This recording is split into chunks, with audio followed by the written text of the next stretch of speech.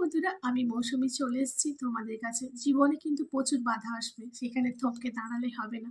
আমাদের লক্ষ্য থাকবে সামনের দিকে এগিয়ে যাওয়া। হ্যাঁ বন্ধুরা, একবারে ঠিক শুনেছো, সামনের দিকে এগিয়ে যাওয়া। নিজের পায়ে দাঁড়াতে হবে, নিজের ব্যবসাকে বড় করতে হবে, নিজেকে সবার সামনে তুলে ধরতে হবে এবং নিজের ব্যবসাকে সবার বাড়িতে পৌঁছে দিতে হবে। তাহলে এখনো যারা ভাবছো যে ব্যবসা করবে বা পয়সার অভাবে করতে পারছো না, তাদের বলছি ব্যবসা করতে এখন 1 টাকাও লাগবে না।